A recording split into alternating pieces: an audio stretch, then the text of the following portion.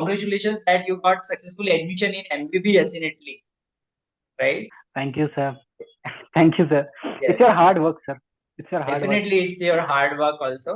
So like my first question is like आपको free MBBS in Italy कहाँ से पता चला? वहां से मैं शुरुआत करना चाहूंगा. Some of my friends and relatives are studying in Italy. Some Okay. are different courses like engineering, business management, something like that courses. Then they tell me that MBBS is free. It's, I think, close to free. We should say close Okay. to free. Yeah. Understand. Like your tuition fees will be waived in that scholarship. Also, बहुत ज्यादा Yeah, chances भी yeah. होते हैं कि आपको living expenses जो other countries में lakhs of amount beer करना होता है, आपको इटली में लिविंग एक्सपेंसेस के लिए भी स्टाइपेंड अलग से मिल जाता है, राइट? जी हाँ, जी हाँ, जी हाँ. Yeah, yes, right. yes. Okay. So आपकी कंप्लीट जर्नी कैसी रही शुरू से लेके अभी तक? क्योंकि लाइक मैं ये जानता हूँ बहुत अच्छे से कि लाइक आपके साथ काफी सारे क्रिटिकल प्रॉब्लम्स भी आए, अप एंड डाउन्स भी आए, आईमेट एग्जाम्स को लेकर, हम्म, राइट, वीजास को लेकर. सो आप हम्म. प्लीज अपनी होल जर्नी बताओ ताकि बहुत सारे स्टूडेंट इंस्पायर हो पाए, राइट, आपकी बातों से. So the journey started last year. At the when I just enrolled in Ukraine university in a university in Ukraine.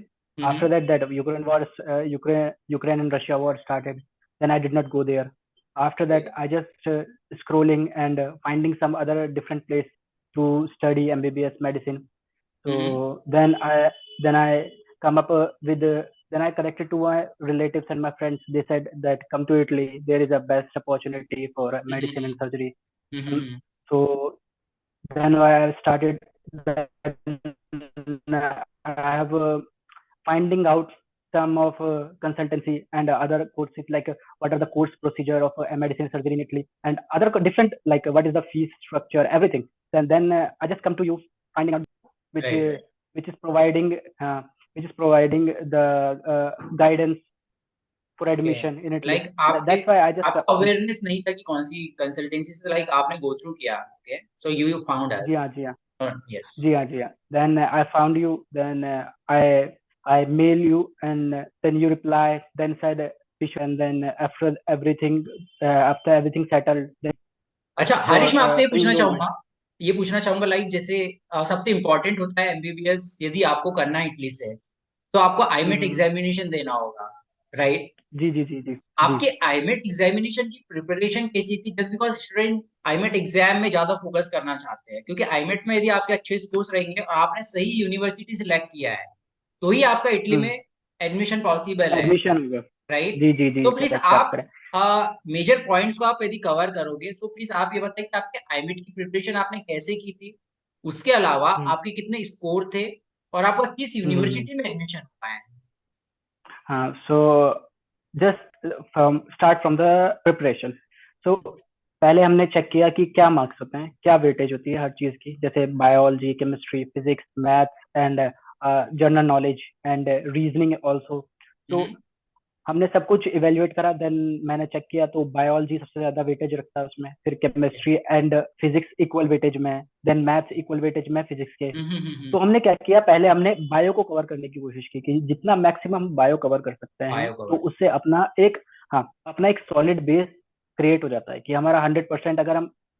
अगर 20 क्वेश्चन आते हैं बायो के हम्म. एग्जाम्पल के लिए, क्योंकि का है तो उसमें अगर तुम 18 या 17 क्वेश्चन करके आते हो तो तुम्हारा बेस स्ट्रांग हो जाता है कि अब तुम जो भी क्वेश्चन ऊपर करके आओगे उससे राइट. तुम्हें एक प्रायोरिटी हो जाती है कि तुम, हाँ, मतलब हम्म. रैंकिंग लिस्ट में तुम्हारी जो जो स्क्रोलिंग होगी, जब तुम्हारी फर्स्ट स्क्रोलिंग आएगी या जो हमारी जब रैंकिंग छपेगी तो तुम्हारा नाम पहले आ जाएगा. तो उसमें तुम्हें पता लग जाएगा, तुम एक सेफ स्पॉट पे हो गए कि हाँ ठीक है, मैंने करेक्ट. इतना क्वेश्चन किया है तो मैं एक सेफ स्पॉट पे हूँ.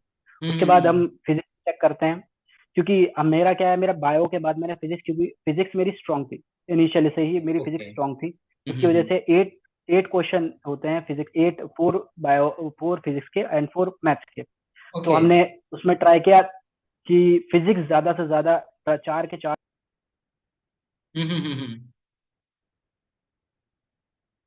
You are muted, Harish. Just a moment. You are muted. Now, please continue. Please continue. जी जी. तो हमने क्या किया फिर, फिजिक्स को ज्यादा प्रेफरेंस दी कि फिजिक्स का मैं ज्यादा स्ट्रांग था. मतलब Okay. आपका हिसाब ये है कि जब भी प्रिपेयर करो तो पहले बायोलॉजी प्रिपेयर करो कि आपका कौन सा स्ट्रांग है कौन सा वीक है, ये बात की बात है। सबसे पहले आपको प्रिपेयर करना है बायोलॉजी, उसके बाद ओके। आपको देखना है कि आपका कौन सा स्ट्रांग है, फिजिक्स है या केमिस्ट्री है। किसी की मैथ्स हम्म। होती है, किसी की रीजनिंग भी होती है बढ़िया, कि रीजनिंग उसके लिए बढ़िया है कि मैं रीजनिंग कर सकता हूँ अच्छा, तो वो रीजनिंग प्रैक्टिस करे उसके बाद। Right right. उसके बाद आप चेक कर सकते हैं कि किसमें इसके बचे हुए में जो क्वेश्चन बचे हैं, जो वेटेज बचा है उसमें सबसे ज्यादा प्रायोरिटी किसकी है, उसके हिसाब से प्रिपेयर करो फिर। तो okay. Then bio I prepared first biology, then physics, then chemistry, then after that math, and then I go for reasoning because general knowledge is not my case. Okay I just okay. studied from starting from, yeah. तो general knowledge मेरे को कुछ इतना वो नहीं था, मैंने फिर भी ट्राई किया, उसमें ज्यादा ऐसा कुछ नहीं आता है। जैसे वो ज्यादातर हम्म। क्वेश्चंस जो पूछते हैं आईमेट में वो रिलेटिव होता है तुम्हारा फिजिक्स या बायोलॉजी से। सिंपल इज दैट, वो फिजिक्स या बायोलॉजी से रिलेट करते हैं। जैसे ओके उन्होंने अभी लास्ट ईयर क्वेश्चन में एक पूछा था मैरी क्यूरी और पैरी क्यूरी के बारे में, मतलब ओके। जिन्होंने ओके। रेडियम डेवलप किया है, तो ऐसे क्वेश्चंस होते हैं। मतलब उसमें भी तो टेक्निकल और आपको साइंटिफिक क्वेश्चंस ही होते हैं जनरल नॉलेज में, आप ही जी कहना चाहते हैं? जी करेक्ट ये करेक्ट, नहीं कि जी जैसे हाँ लाइक जी हाँ हिस्ट्री करेक्ट। ज्योग्राफी इस टाइप की चीजें नहीं होती है, हिस्ट्री, टेक्निकल पार्ट होता है जी जनरल नॉलेज का हाँ भी। जी टेक्निकल पार्ट, जी हाँ ओके। उनमें कुछ लिटरेचर का भी होता है। जैसे को लिटरेचर। जैसे हम हाँ जी हाँ बात करते हैं, जैसे डबलिन किसने राइट की है, कौन सा राइटर है हम्म। डबलिन लिखने के लिए, एक वो दो ओके। तीन और बुक्स के हैं जिनके क्वेश्चन थे उसमें पेपर में जब ओके। हमने ट्राई किया था। तो ऐसे क्वेश्चंस तो रेयरिटी होती है किसी ने अगर पढ़ा हो, क्योंकि हम जहाँ हम्म। एशियन साइड रहते हैं, एशियन साइड, तो हम यूरोपियन हिस्ट्री और लिटरेचर नहीं पढ़ते हैं। ठीक, ओके। तो हमारे लिए ये थोड़ा प्रॉब्लम रहता है कि हम वो वर्ल्ड लिटरेचर और वर्ल्ड हिस्ट्री नहीं पढ़ते, हम क्या पढ़ते हैं एशियन हिस्ट्री, एशियन हम्म। लिटरेचर। वो हम्म। हमें हमारे लिए थोड़ा प्रॉब्लम करता है। इससे बेहतर है कि आप रीजनिंग ट्राई करो, physics, biology, maths and chemistry, अच्छा, एंड यू मतलब विल हमने गेट ये योर। एडिशनल जो जो अपने बेसिक मेजर जो सब्जेक्ट्स है उसमें भी हमने अच्छे स्कोर किए हैं, और हमारा जनरल नॉलेज और रीजनिंग में कम भी मार्क्स आते हैं, तो कहीं ना कहीं हमारी रैंकिंग बढ़ जाती है कि हम अच्छे मार्क्स अदर सब्जेक्ट में स्कोर कर ले। राइट, ये कहना चाहते हो आप? राइट। जी जी जी करेक्ट करेक्ट। करेक्ट। आप अगर हमारा थोड़ा थोड़ा मार्क्स भी थोड़े मार्क्स जो कम होते हैं, जैसे किसी के में चेक किया तुमने कि रीजनिंग में, जनरल नॉलेज में उसके कम है, 2 या 3 या 5 या 7 कुछ ऐसे मार्क्स है किसी के, तो हम्म। कोई प्रॉब्लम नहीं होगी तुम्हें। तुम्हें बस वो से ऐसे देखना है कि ये मेरे लिए एक एडवांटेज है, हमने एडवांटेज है। प्रिपेयर रेस्ट किया है, इसमें करेक्ट। अगर हमारे कुछ मार्क्स एक्स्ट्रा आते हैं तो वो हम्म। हमारे लिए एडवांटेज हो। एडवांटेज ठीक है, है, मीन्स तो बस वो ओवरऑल मार्क्स ही हमें, काउंट होते हैं, you mean right? Overall marks जी हाँ काउंट जी हाँ होते हैं, ऐसा नहीं ओवरऑल, कि आपने किसी सब्जेक्ट में जी कम जी स्कोर किया तो ऐसा कुछ नहीं होता है, यू मीन रहे? जी जी जी आपके कितने यस। स्कोर आए थे हरीश, मैं आई नो, आपने कितने स्कोर किए थे? It's a it's a 42.8 score in 42.8। IMAT. And आपका यूनिवर्सिटी, और किस यूनिवर्सिटी में आपने चूज किया था फर्स्ट? यूनिवर्सिटी ऑफ मसीना में, यूनिवर्सिटी ऑफ मसीना में ओके, मैंने एनरोल किया। यूनिवर्सिटी ऑफ मेसिना में। वेल, जी जी जी university of Messina is a public funded university, also which provides you 100% scholarship is admission. तो हम्म काफी सारे स्टूडेंट्स को सबसे ज्यादा दिक्कत कहाँ आती है कि यूनिवर्सिटी चॉइस करने में, क्योंकि एज एन इंटरनेशनल स्टूडेंट आपको सिर्फ एक ही यूनिवर्सिटी को चूज करना होता है to study MBBS in India. ऐसा नहीं है कि लाइक आप 2 से 3 यूनिवर्सिटी सेलेक्ट करो। सो इसमें बहुत ज्यादा ध्यान देना होता है, राइट हरीश? तो आपका लाइक आपका क्या जी जी जी ओपिनियन है कि स्टूडेंट को कैसे ये लाइक अंदाजा लगाना है? जैसा हरीश, या लाइक सर। स्टूडेंट्स को कैसे लाइक अंदाजा लगाना चाहिए कि वो कैसे अपनी यूनिवर्सिटी सिलेक्ट करे? कौन कौन से ऐसे फैक्टर्स हो सकते हैं जिसके बेसिस पे हम सिलेक्ट कर सकते हैं यूनिवर्सिटी?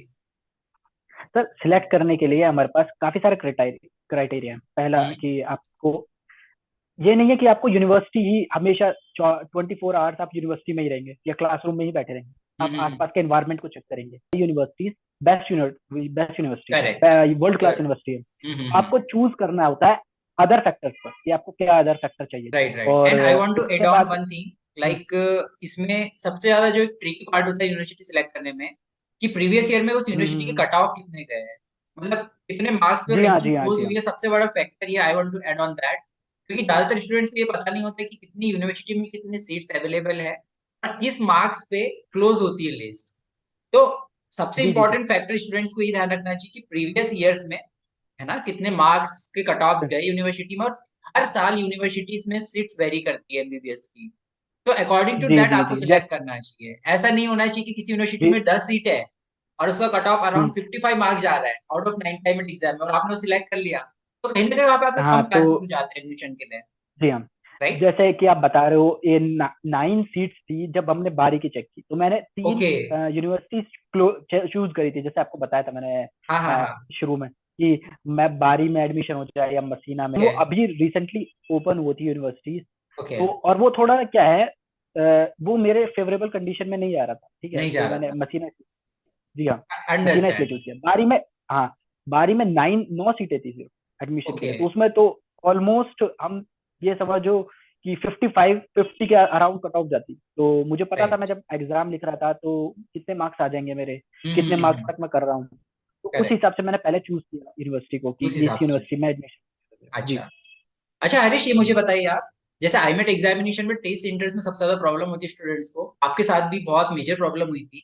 लाइक आईमेट एग्जामिनेशन का जो जी जी। टेस्ट सेंटर है वो इंडिया में था अभी तक, इस साल से टर्म चेंज हो गई है हम्म क्योंकि कैम्ब्रिज असेसमेंट कंडक्ट हम्म, कराता था आईमेट एग्जामिनेशन, राइट? जो कि जी इंडिया जी में जी। भी टेस्ट सेंटर था, जाके इंडिया के बच्चे वहां पे जाके एग्जाम देते थे। बट बहुत सारे ऐसे जी जी स्टूडेंट जी। हैं जिनको इंडिया में टेस्ट सेंटर्स नहीं मिल पाता, तो वो नियर बाय कंट्री में स्लॉट बुक करना होता है। तो उसके बारे में अपना जी जी जी। एक्सपीरियंस आप थोड़ा शेयर करो प्लीज। जैसे सर आप बता रहे हैं, ठीक है, तो हमने जब स्लॉट बुक करने की जब हमने आईमेट का रजिस्ट्रेशन किया तो उन्होंने स्लॉट बुक करने के लिए कहा कि स्लॉट बुक करें आप अपना। तो स्लॉट बुक करने के लिए जब हमने चेक किया, ओपन होता है वो शायद जुलाई में ओपन हुआ था, राइट, तो जून दस जुलाई में या ओपन होता है। बारह 10, जी हाँ, 12 या 15 जुलाई, 12 या 15 मिनट के अंदर ही सारे स्लॉट्स बुक हो गए थे इंडिया के, करेक्ट, तो कोई यस। सीट अवेलेबल ही नहीं थी। नहीं थी तो हमने अवेलेबल। फिर हाँ, तो हमने क्या किया, फिर हमने थोड़ा डिस्कस किया, आपसे किया, थोड़ा अपने राइट। पेरेंट्स से, फिर चेक किया पेरेंट्स। कि कहाँ कहाँ अवेलेबल है अभी। तो हमें पता लगा कि दुबई में अवेलेबल है अभी सीट, तो हमने कहा कि अगर उससे खत्म हो जाए उससे पहले दुबई में एडमिशन, दुबई के लिए करेक्ट। स्लॉट बुक कर देते, तो हमने, क्योंकि ओके। एडमिशन तो लेना ही था सर, ठीक है, तो ये तो डेफिनेटली 100% था डेफिनेटली। कि एडमिशन चाहिए। हाँ, तो राइट इसको राइट। वेस्ट नहीं कर सकते ना टाइम, नहीं कर तो इसलिए सकते। हमने कर दिया। तो आप हमने दुबई कर गए थे दिया एग्जाम देने तो, के लिए आईमेट का अपना? जी हाँ। क्योंकि जी हाँ, हरीश अब इसमें दुबई क्या गए होता हम। है, बहुत सारे स्टूडेंट को ये लगता है कि यार मुझे इंडिया में टेस्ट सेंटर्स मिल जाए, बट ऐसा जरूरी तो हम्म, नहीं है कि आपको इंडिया में टेस्ट सेंटर्स मिल जाए, क्योंकि आई नहीं, अंडरस्टैंड दैट काफी सारे पेरेंट्स कैपेबल नहीं हो पाते कि वो अपने बच्चों को बाहर भेजा पाए दुबई एग्जाम के लिए। बट यदि आपको करना ही है, लाइक, ये आपके एक इनिशियल इन्वेस्टमेंट मांग सकते हैं, क्योंकि आपका एडमिशन जी हाँ। 100% स्कॉलरशिप बेसिस पे हो रहा है। तो कम से कम थोड़ा ये जी जी। सोचना चाहिए पेरेंट्स को, स्टूडेंट्स को ओवरऑल, कि इनिशियली यदि दुबई में भी टेस्ट सेंटर्स मिल रही थे, इंडिया में स्लॉट बुक हो जाते हैं, तो उस केस में प्लीज मैं ये रिकमेंड करूंगा सारे स्टूडेंट्स और पेरेंट्स को कि आप एक बार प्लीज सोचिए कि दुबई में भी आप टेस्ट सेंटर्स बुक कर सकते हैं। इस साल का जो नया अपडेट है मैं अभी बताना चाह रहा हूँ, इस बार से अपडेट चेंज हो गया है, ऑफिशियली जो नोटिफिकेशन आ गया है अभी का।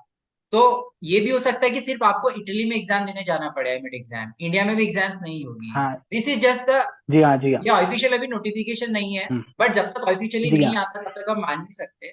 बट कहीं ना कहीं यदि जी दुबई में टेस्ट सेंटर्स अवेलेबल है, यदि इंडिया में बुक हो जाते, तो आप प्लीज अपने बच्चों को आप जरूर भिजाएं, क्योंकि आपका एडमिशन 100% स्कॉलरशिप बेस्ड पॉसिबिलिटी है। इनिशियल इन्वेस्टमेंट आपको बस करना होगा, है ना, दुबई का वीजा हाँ अप्रूवल हाँ। के लिए, है ना, ट्रेवलिंग एंड ऑल, वहां पे थोड़ा कॉस्टिंग आपको आ हम्म, सकती है इनिशियली। हाँ सर, जब हम दुबई गए थे तो हाँ हमने हाँ। चेक किया था कि क्या costing हो सकती है, तो ये अफोर्डेबल हो सकता है। मतलब अफोर्डेबल हो अगर सकता हम चेक करें कि अगर किसी को, हाँ, है। जी करेक्ट। हाँ, अगर हम चाहना चाहते हैं, एक एडमिशन लिया आपको, एग्जाम्पल के लिए एडमिशन ले लेते हैं, कोई चाइना लिया एडमिशन, फर्स्ट ईयर की हम्म। फीस क्या होती है वहां पर, around 2 lakh, and around 1 lakh आपका अमाउंट खर्च होगा जाने में, और some consultancy take fees, then around one lakh, और then it definitely. Around 4 lakhs in 1 year. Hmm. It is better to go to Dubai than give exam and then study correct. on the scholarship. Right right. That's better choice than go to China and right study right. there. Right Harish, आपको कितना costing आ गई थी Dubai में आने जाने की, climate examination आप देने गए थे जब?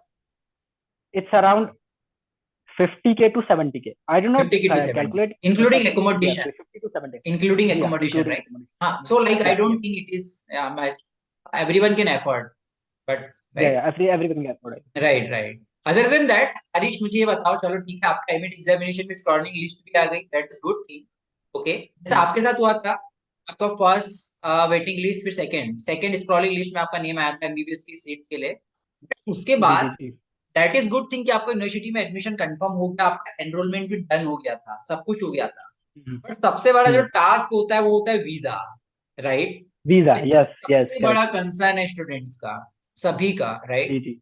तो राइट राइट। आपके साथ वीजा से रिलेटेड क्या क्या कॉम्प्लिकेशन आए थे, और आपने वीजा लाइक September 20, बट आपका अभी वीजा अप्रूव हुआ है, यू नो, लाइक जी इट्स जी बीन जी। Already 4 to 5 months pass already. जी जी जी तो आपके साथ क्या जी कॉम्प्लिकेशन आए थे वीजा में, किन बातों का स्टूडेंट को ध्यान रखना चाहिए, प्लीज आप जी। देखिए, वीजा के लिए सबसे बताइए। ज्यादा प्रॉब्लम क्या फेस की मैंने कि ये एम्बेसी जो होती है, एम्बेसी हम्म, जब है वो अपने यहाँ क्या करती है कि हमारे यहाँ इतने डेट से लेकर इतने डेट तक हम वीजा अप्रूव करेंगे, D type study visa okay students के लिए। उसके बाद उस डेट के बाद हम अप्रूव नहीं करेंगे, क्योंकि उनका ओके, कुछ कंसर्न होता है। वो उनका इंटरनल मैटर है, हमें नहीं मालूम वो उन्होंने क्यों किया, कि वो राइट, क्या चाहते थे, क्या क्या उनका क्या वो था, रीजन था। लेकिन उन्होंने क्या करा, 30 नवंबर को उन्होंने बंद कर दिया कि ओके, इसके बाद कोई स्टडी वीजा एक्सेप्ट नहीं होगा, किसी का भी नहीं, ना बैचलर्स ना मास्टर्स।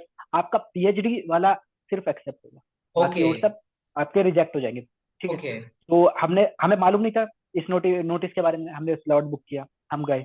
हमने बुक किया था 18 दिसंबर का।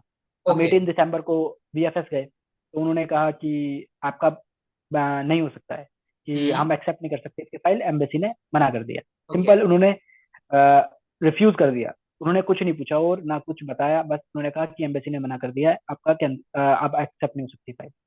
Then then we contact to the head office or embassy embassy, also, and okay, they said, yeah, they said we can't do anything for you. Hmm, That 30th November is the last date for D type study visa. Okay, तो जब उन्होंने कहा कि 30 नवंबर के बाद नहीं हो सकता है, तो हमने 18 दिसंबर में अप्लाई किया था, तो हमारा नहीं हुआ। वहां पे ऐसे ऑलमोस्ट 100 ऑफ स्टूडेंट्स का ओके, रिजेक्ट हुआ ऐसे ही, क्योंकि लाइक, उन्होंने सबने बुक किया हुआ था दिसंबर में। हम्म, दिसंबर से फिर जनवरी में भी हमने बुक किया, जनवरी 16, जनवरी 24, फिर February 14, फिर February 16, and then February 28। Then okay, हमने 4-5 बार वीएफएस बुक किया, हमने हर तरह के डॉक्यूमेंट्स लगाए, चेक किए कि वो एक्सेप्ट कर लें, ये या थोड़ा इन्फो बता दें या कुछ कर दें। ठीक है, तो उन्होंने कुछ नहीं कहा, उन्होंने मना कर दिया कि नहीं हो सकता एक्सेप्ट। उन्होंने सिर्फ इतना बताया कि आप यूनिवर्सिटी से अप्रूवल लेकर आए कि यूनिवर्सिटी अप्रूव कर रही है आपका जाना, तो ओके, आपको वीजा के लिए। तो ओके, हमने उसके लिए भी हमने टाइम लिया। फिर हमने उसमें भी काफी टाइम लग गया, मतलब आप ये समझ लीजिए कि 3 से 4 मंथ तो इसी में लग गए कि वीजा रिफ्यूज हो रहा है, एक्सेप्ट हो रहा है, राइट, रिफ्यूज हो रहा मीन्स है, एक्सेप्ट हो रहा है। अपॉइंटमेंट आपका सक्सेसफुल हो पा रहा है, नहीं हो पा रहा है, इसी में टाइम लग गया तीन जी से हाँ, चार जी हाँ, महीना जी कि अपॉइंटमेंट आपको मिल रहा है, नहीं मिल रहा है।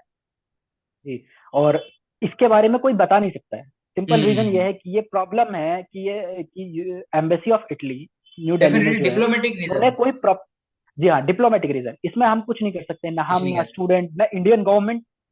ये करेक्ट, सिर्फ कर सकते हैं एम्बेसी और इटालियन गवर्नमेंट, जिसमें करेक्ट, हमारा कोई कंट्रोल कोई नहीं है। कंट्रोल नहीं ठीक है होता ना ही। जी हाँ, हमारा कोई कंट्रोल नहीं है, ना ही वीएफएस का हमारा कोई कंट्रोल है कि हम है, वीएफएस को करेक्ट, बोलें कि आपने ऐसा किया या ये किया। तो राइट, कोई उनका भी कोई कंसर्न नहीं है, उनका क्या काम है, सिर्फ वो फाइल एक्सेप्ट कर सकते हैं और कुछ नहीं कर राइट। सकते। वीएफएस सिंपल जैसे रीजन। थर्ड पार्टी, वो आपका फाइल लेती है एंड एम्बेसी को ट्रांसफर करती है आपके डॉक्यूमेंटेशन के लिए फर्दर प्रोसेस। जी जी जी जी। तो आपने लाइक और कुछ यूनिवर्सिटी नहीं। को इंसिस्ट किया, आपने यूनिवर्सिटी को मेल किया कि मुझे एक जी हाँ। प्रॉपर डॉक्यूमेंट चाहिए, कि मुझे वीजा अपॉइंटमेंट के लिए एक एक्नॉलेजमेंट चाहिए कि मैं एम्बेसी में जाऊँ, ये शो करूँ तो वो अपॉइंटमेंट एक्सेप्ट करेंगे मेरा, राइट। तो जी जी जी जी। राइट, उसी तो उसके जी बाद हाँ, यूनिवर्सिटी ने उस आपको कोई सर्टिफिकेट दिया था हरीश? जी हाँ, सर्टिफिकेट प्रोवाइड किया उन्होंने। हमने मेल किया ऑलमोस्ट, हमने हर जब हमने बुक किया था स्लॉट, उसके हर स्लॉट के बुक करने के बाद जब उन्होंने मना कर दिया, तो हमने एम्बेसी को रेगुलर मेल किया, फॉलो हम्म, अप भी किया। तो वो हम्म, हमेशा ये कहते हैं कि हम इसमें कुछ नहीं कर सकते, हमने आपको प्री एनरोलमेंट भेजा है। तो फिर हमने कुछ और जगह पता किया, वेबसाइट्स चेक की, फिर हमने चेक किया, फिर यूनिवर्सिटी को दोबारा से मेल किया, उन्हें बताया कि ऐसे ये प्रॉब्लम है मेरे साथ कि मेरा एनरोलमेंट हो गया है, मैंने फीस पे कर दी है अपनी ओके, एनरोलमेंट फीस, ओके, और मैंने वीजा के लिए बुक किया लेकिन उन्होंने एक्सेप्ट नहीं किया, आप पता है मैं हम्म, क्या कर सकूँ। तो हम्म, उन्होंने क्या कहा कि आप हम आपको सिर्फ मेट्रिकुलेशन सर्टिफिकेट, एक सर्टिफिकेट होता है कि आपका ओके, एडमिशन हो गया है, और कन्फर्म, आप इसे यूज कर सकते हैं as a foreign foreign foreign in a use के फॉरेन लिए, कंट्री। ठीक है, ओके, फॉरेन यूज के लिए। ओके, उन्होंने वो दिया, तो वो फिर थोड़ा हेल्प हुआ उससे कि राइट, एक उन्होंने आपके पास स्ट्रॉन्ग फिर अप्लाई। ऑथेंटिकेशन आ गया, स्ट्रॉन्ग ऑथेंटिकेशन जी आ हाँ, गया जी हाँ, यूनिवर्सिटी की साइड से। After that embassy accepted that, right, your visa appointment. Embassy accepted है। जी हाँ, ओके, ओके, एम्बेसी एक्सेप्ट किया, फिर उसके बाद उन्होंने चेक किया पहले तो कि ये प्रॉपर करेक्ट लेटर है कि नहीं है। तो करेक्ट। ये होता है कि स्टूडेंट्स थोड़ी प्रॉब्लम हो जाती है, या तो उसमें रिटर्न में जो लिखा होता है उन्होंने इटालियन में मेट्रिकुलेशन सर्टिफिकेट, उसमें ये नहीं लिखा होता है कि कहीं कहीं कभी भी कि फॉरेन यूज के लिए। Okay. Sometime they miss that point कि हाँ मिस ये दैट। फॉरेन यूज के लिए, ओके। उसकी वजह से एम्बेसी एक्सेप्ट नहीं करती है नहीं कभी। तो करती। चेक कर लें, पहले चेक कर लेना चाहिए कि उसमें फॉरेन यूज लिखा है कि नहीं लिखा है। अगर नहीं लिखा है करेक्ट। तो यूनिवर्सिटी को दोबारा से मेल करें कि हमें फॉरेन यूज इसमें लिख कर दें कि इसमें फॉरेन यूज के लिए इस्तेमाल कर फॉरेन सकते न्यूज के लिए। ओके, सो लाइक हैं। काफी सारे कॉम्प्लिकेशन आपके हैं, बट ओवरऑल एट द जी जी लास्ट आपका वीजा अप्रूव आ गया। जी it's a very good news जी एंड जी जी happy news, because like MBBS में सीट लेना ही बहुत ज्यादा मुश्किल हो जाता है स्टूडेंट्स के लिए। उसके बाद तो visa is a sir secondary part. जी हाँ, दो ही चीज में सबसे ज्यादा इंपॉर्टेंट रखती है। एक तो आपको आपको एमबीबीएस ही करना है। पहले तो आपको करेक्ट। 100% ये होना चाहिए कि हमें एमबीबीएस ही करना है। दूसरी ओर मतलब ये नहीं कि आपको सेकेंडरी ऑप्शन भी रखे, हम नहीं है तो ये करेंगे, हम हाँ ये हाँ करेंगे, हाँ हाँ। तो फिर आपका फर्स्ट प्रायोरिटी भी खत्म हो जाती है। खत्म हो जाए। तो उसकी वजह से तो आप हमेशा फर्स्ट प्रायोरिटी रखें कि एमबीबीएस करनी है, तो एमबीबीएस ही करनी है, प्रॉपर एमबीबीएस को ही टाइम देना है। ठीक है, दूसरा है करेक्ट। इसके बाद अगर आपका एडमिशन हो जाता है, आप पे कि आपने आईमेट के लिए आपका एडमिशन हो गया, एनरोल हो गया, तो आप वीजा के लिए भी रेगुलर चेक करते हैं कि आपका स्लॉट अवेलेबल है कि नहीं है, नॉट क्या अवेलेबल। नोटिस आ रहे हैं, क्या एमएससी क्या कह रही है आगे, कब करेक्ट नोटिस। हाँ, करेक्ट। तो ये सब चीजें चेक करते रहनी चाहिए बस। अगर आप ये चेक करते रहेंगे तो इतनी प्रॉब्लम नहीं होगी जितनी मेरे को हुई नहीं होगी। है। बस ये राइट राइट हरीश। क्या। ओके। Okay okay. एंड कहीं ना कहीं आपके पेरेंट्स का भी काफी सपोर्ट था, राइट आपके साथ, जी कि जी उन्होंने जी शुरू से लेकर लास्ट तक है ना आपके साथ काफी अच्छे से तालमेल बनाए रखा, क्योंकि पेरेंट्स का अपने बच्चे के साथ कोऑर्डिनेशन मस्ट होता है, राइट। तो होप नहीं जी लूज जी करनी चाहिए किसी को भी। उसके अलावा आप कब जा रहे हो फिर इटली, कब ट्रेवल कर रहे हो, अपनी क्लासेस कब से ज्वाइन कर रहे हो आप? Sir, next week of first week of April, okay maybe okay. 100%, you will travel. 99% first week of April, 99%, और maybe 1% because not first week, then in second week. Okay okay, मतलब जल्दी next month okay में आप like या Italy travel करोगे, अपनी classes continue चालू कर दोगे। ओके, सो जी जी like that's a good thing about like you your entire journey, है ना। काफी इंस्पिरेशन मिलता है स्टूडेंट्स को, लाइक आपके साथ पर्सनली वो कॉम्प्लिकेशंस प्रॉब्लम्स आई है कि कहाँ का प्रॉब्लम्स हो सकती है। ओके, आपने जी जी जी शेयर किया काफी अच्छे से, राइट। तो जी इट्स अ हर गुड थिंग। आपको हर एक स्टेप चेक करते रहना है, जैसे कि आईमेट एग्जाम पर के टाइम पर प्रिपेयर करना। इसके अलावा आईएलटीएस का एग्जाम के लिए भी आपको मैंडेटरी है। चेक करते रहना होता है। ठीक है, हाँ मैंडेटरी है, एग्जाम मैंडेटरी है। कभी कभी यूनिवर्सिटीज जो होती हैं वो नहीं होती है कि उन्हें नहीं रिक्वायरमेंट होती आईएलटीएस की, ओके। वो आपका जो आईमेट का एग्जाम है उसी पर ही वो कर सकते हैं कि आपका आईमेट का एग्जाम इतना ही लेवल का है जितना लेवल का आईएलटीएस का एग्जाम होता है। तो इसके अलावा जो डिफरेंट होता है कि बाकी यूनिवर्सिटीज है वो मांग कहती है कि आपको हमें आईएलटीएस की रिक्वायरमेंट है, आप आईएलटीएस रिक्वायरमेंट शो है। करें। आईएलटीएस मिनिमम के पहले ही 5.5 आप बैंड्स ही है, एग्जाम राइट देंगे। हरीश? मिनिमम या 5.5 बैंड्स मिनिमम की फाइव रिक्वायरमेंट है। 5.5 बैंड, 5.5 करेक्ट बैंड। करेक्ट, है ना, इजीली मतलब आप थोड़ा भी स्टडी करते हैं तो आ जाता है 5.5। जी जी, तो हाँ, तो आपको पहले ही आईमेट के रजिस्ट्रेशन से पहले ही आप आईएलटीएस, अगर आपको एडमिशन चाहिए 100% आप हम्म। श्योर हो आपके आपको आई इटली में ही चाहिए, तो आप पहले इटली। आईएलटीएस लिख लें। और उसके ओके। बाद आपका क्या होगा कि आपको माइंड एक डाइवर्ट नहीं होगा कि अगर आप ऐसा करें कि मैं आई आईमेट के लिए भी अप्लाई कर दूं और तब उसके साथ साथ मैं आईएलटीएस के लिए भी प्रिपेयर करूं, तो ये करना आपको थोड़ा मुश्किल होगा कि डेफिनेट। आपको दो जगह आपको टाइम देना होगा। दिन आपने 24 hour, day is 24 hour, and you have to give two direction times two correct direction, correct. like right you right have to right. give 8 hours to IMET and 8 hours of then what other 8 hours do you do then हाँ rest हाँ, of the day। सही तो ऐसा बात है, है। सही बात है। आपको अगर टाइम देना है तो आप पहले आईमेट को देने से पहले आईएलटीएस एग्जाम आईएल्स हो जाए दीजिए। आपका, आईमेट को दें। ठीक है, उसके करेक्ट। बाद आप जब आपका एग्जाम हो जाएगा, एडमिशन हो जाएगा, एनरोलमेंट हो जाएगा, एनरोलमेंट होने के बाद आप रेगुलर चेक करते रहें कि वीजा के लिए क्या स्लॉट अवेलेबल हैं, क्या इंफॉर्मेशन आ रही है एम्बेसी से, क्या वो प्रोवाइड कर रहा है, everything. You have to think about everything, yes. every possibility that uh, it can be takes happen, right. time हाँ takes time for you, और राइट। लाइक अगर आपका टाइम वेस्ट हो जाता है उसमें तो प्रॉब्लम होती है फिर कि जो स्टूडेंट है वो भी ये करता है कि क्या क्या करूं मैं, इसके बाद क्या हो सकता है, करेक्ट कि ये करेक्ट। मेरा हुआ कि नहीं हुआ। Just like right. मैंने बार बार आप ही के पास कॉल किया कि आपके पास कि क्या हुआ, मेरा एग्जाम क्या क्या, हुआ? बाकी बाकी रेस्ट चीज, लेकिन आपने सपोर्ट किया, that's why I got seat and I got visa also. Right right. है ना, कोऑर्डिनेशन आपका भी हमारा भी यही है, सब कोऑर्डिनेशन, मिलके काम जी हाँ करते हैं कोऑर्डिनेशन, डेफिनेटली सक्सेसफुल होता है, टीम वर्क। जी हाँ जी जी राइट। हाँ ओके। तो हरीश आप है ना, अच्छा लगा आपसे बात करके, है ना, काफी दिनों बाद। And thank you hope sir, thank you sir. ऐसे ही आप बढ़िया एमबीबीएस भी आपको कंप्लीट करो इटली से बहुत अच्छे से, और आप जल्दी से जल्दी इंडिया आओ। है ना। जी सर। राइट। जी, यस। और उसके बाद करना है थोड़ा कुछ आगे, और भी प्लान है मेरे, लेकिन अच्छा सोचते अच्छा। हैं आपको बताएंगे आगे। ये तो डेफिनेटली। पर्सनल इंफॉर्मेशन होगी ना। ये तो पर्सनल होगी, अभी नहीं। राइट राइट राइट, है ना। राइट। Correct correct. या okay okay Harish, thank you so much, thank you so much या for joining me. Okay okay, है थैंक यू ना, सर, काफी थैंक यू, थैंक इंस्पिरेशन मिला यू, आपकी थैंक बातों से। आई होप कि बहुत सारे यू। जी स्टूडेंट्स को लर्निंग मिलेगी, है ना, एक स्टोरी जी जानकर जी जी जी कि शुरू से लेके जी लास्ट तक की प्रोसेस क्या होती है, कितने कॉम्प्लिकेशन आते हैं और कैसे ओवरकम होना है उस प्रॉब्लम से, कैसे आईमेट जी जी क्रैक जी करके आपको वीजा अप्रूवल और एमबीबीएस परस्यू करो आप इटली में विद 100% जी जी जी जी। Scholarship. Right. Thank you so thank you much sir, Harish, thank you, thank you so much for joining me. Thank you, thank you sir, thank you, thank you.